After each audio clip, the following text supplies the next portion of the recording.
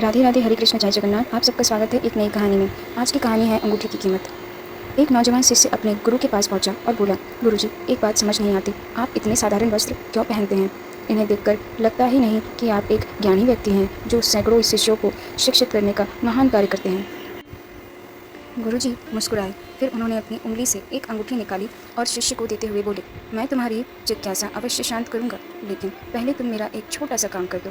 इस अंगूठी को लेकर बाजार जाओ और किसी सब्जी वाले या ऐसे ही किसी दुकानदार को इसे बेच दो। बस इतना ध्यान रहे कि इसके बदले कम से कम सोने की एक अशर्फी जरूर लाना। शिष्य फौरन उस अंगूठी को लेकर बाजार गया, पर थोड़ी देर में अंगूठी वापस लेकर लौट आया। क्या हुआ, तुम इसे लेकर क्यों लौट आए? गुरुजी ने पूछा। गुरुजी, दरअसल मैंने इसे सब्जी वाले, किराना वाले और अन्य दुकानदारों को बेचने का प्रयास किया, पर कोई भी इसके बदले सोने की एक अशर्फी देने को तैयार नहीं हुआ।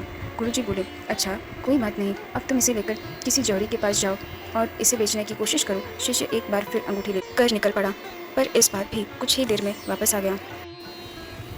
क्या हुआ, इस बार भी कोई इसके बदले एक अशर्फी भी देने को तैयार नहीं हुआ? गुरुजी ने पूछा। शिष्य के हाव भाव कुछ अजीब लग रहे थे। वो घबराते हुए बोला, अरे नहीं गुरुजी, इस बार भी जिस किसी जौहरी के पास गया, सभी ने ये कहते हुए मुझे लौटा दिया कि यहाँ के सारे जौहरी मिलकर भी इस अनमोल हीरे को नहीं खरीद सकते। इसके लिए तो लाखों अशर्फियाँ भी कम है। यही तुम्हारे प्रश्न का उत्तर है।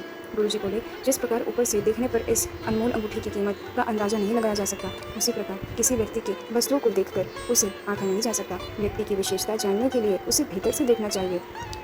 बाहिर आवरण तो कोई भी धारण कर सकता है, लेकिन आत्मा की शुद्धता और ज्ञान का भंडार तो अंदर ही छिपा होता है।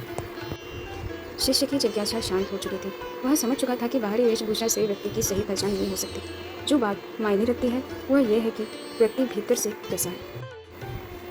आज के युग में आप क्या पहनते हैं, कैसे दिखते हैं, इसकी अपनी इम्पोर्टेंस है। और कई जगहों पे फॉर एग्जांपल किसी इंटरव्यू या मीटिंग वगैरह में तो इसका कुछ ज़्यादा ही महत्व है। पर यह भी सच है कि सिर्फ आउटर अपीयरेंस से इंसान को जज नहीं किया जा सकता। इसलिए हमें कभी भी किसी को सिर्फ इसलिए छोटा नहीं समझना चाहिए क्योंकि उसने अच्छे कपड़े नहीं पहने, या किसी को सिर्फ इसीलिए बहुत बड़ा नहीं मानना चाहिए, समझना चाहिए क्योंकि वो बहुत अच्छे से ड्रेस्ड अप है। इंसान का असली गुण तो उसके भीतर होता है और वही उसे अच्छा या बुरा बनाता है। तो अगर ये कहानी आप सबको अच्छा लगा हो, ये वीडियो अगर अच्छा लगा हो, तो इस पर राधे राधे कमेंट अवश्य कीजिएगा और इस वीडियो को लाइक, शेयर और सब्सक्राइब कीजिएगा। राधे राधे, हरे कृष्ण, जय जगन्नाथ।